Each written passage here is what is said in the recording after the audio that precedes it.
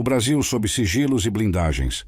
A arquitetura da impunidade. Artigo escrito por Samuel Hanan. Há muito tempo, a impunidade é apontada como um dos maiores males do Brasil. O país inteiro concorda que a leniência em relação à prática de alguns crimes, notadamente a corrupção, não apenas impede o fechamento da torneira que despeja recursos públicos em bolsos particulares, como ainda se reflete em mau exemplo, estimulando as ações delituosas mediante a disseminação da sensação de que o crime compensa.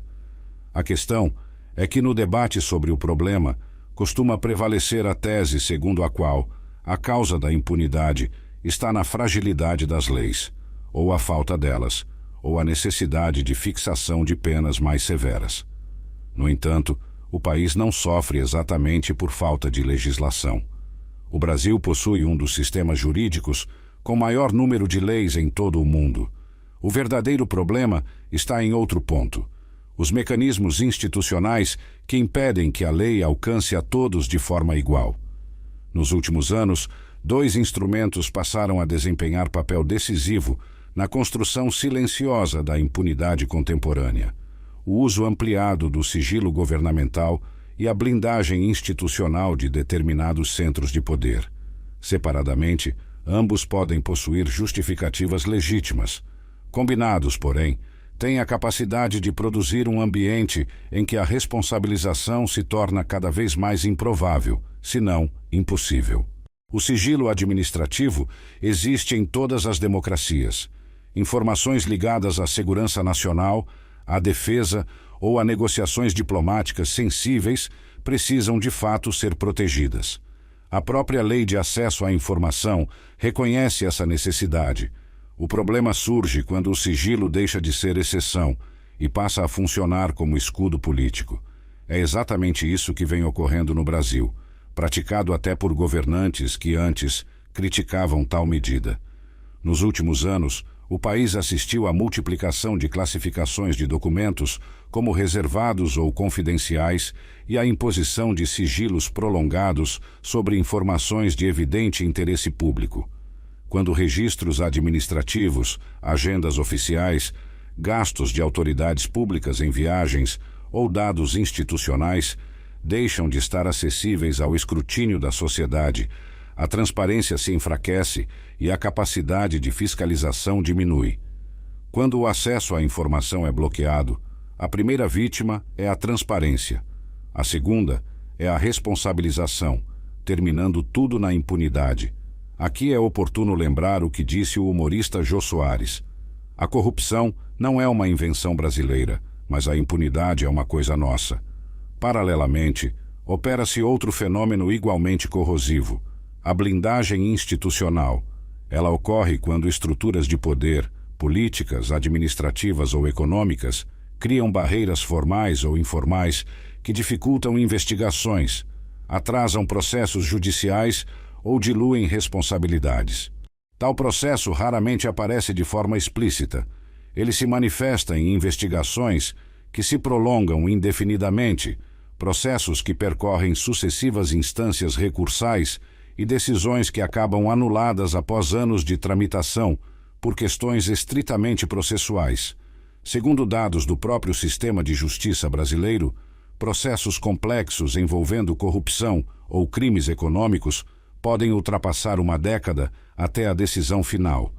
Quando esse tempo se combina com múltiplos recursos e prazos prescricionais, o resultado frequentemente é previsível. A punição não é alcançada. Outro elemento relevante dessa arquitetura da impunidade é o chamado foro privilegiado. Criado originalmente para proteger determinadas autoridades contra perseguições políticas, o Instituto acabou produzindo efeitos colaterais significativos na história brasileira.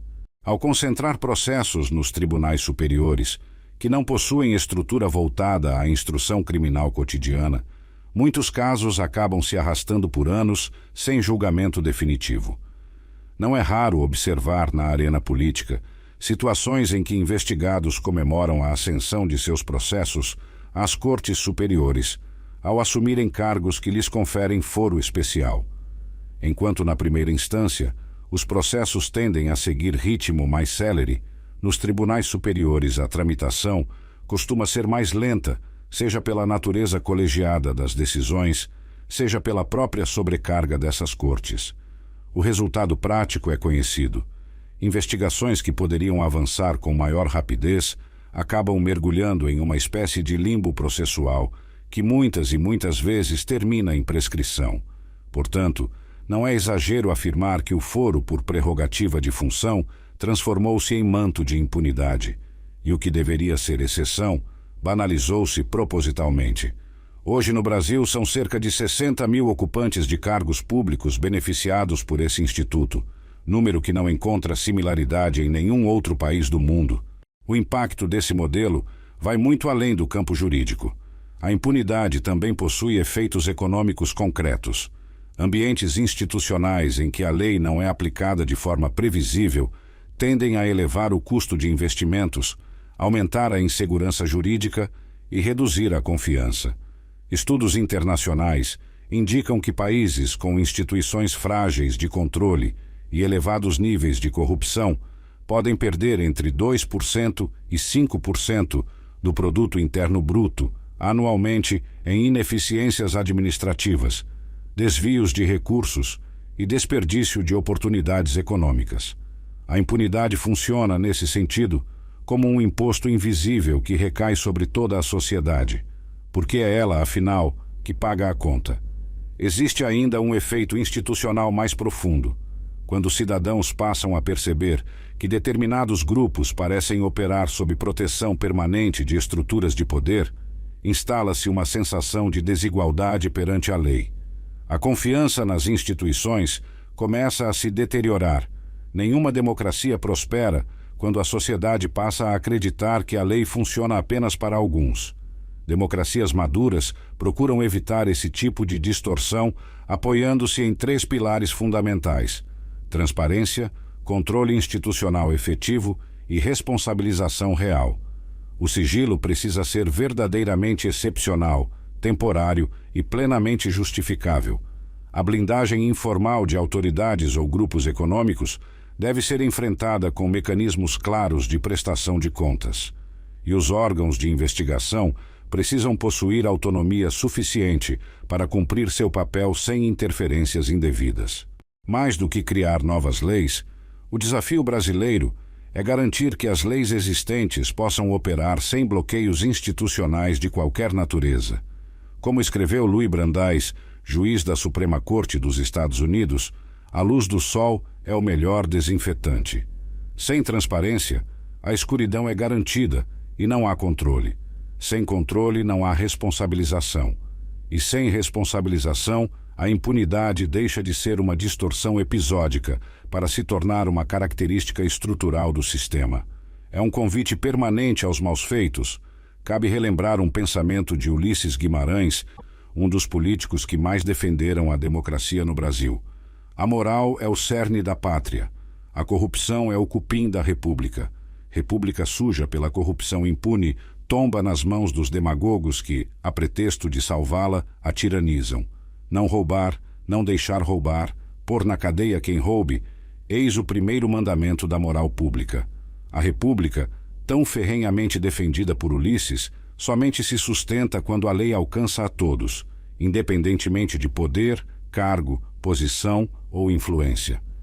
Quando isso não acontece, o que se instala não é apenas a impunidade, é a corrosão silenciosa do próprio Estado de Direito. Samuel Hanan é engenheiro com especialização nas áreas de macroeconomia, administração de empresas e finanças, empresário, e foi vice-governador do Amazonas, de 1999 a 2002. Autor dos livros Brasil, Um País à Deriva, Caminhos para um País Sem Rumo e Amazônia Brasileira, Preservar para Viver, Responsabilidade Mundial. Acesse o site samuelhanan.com.br.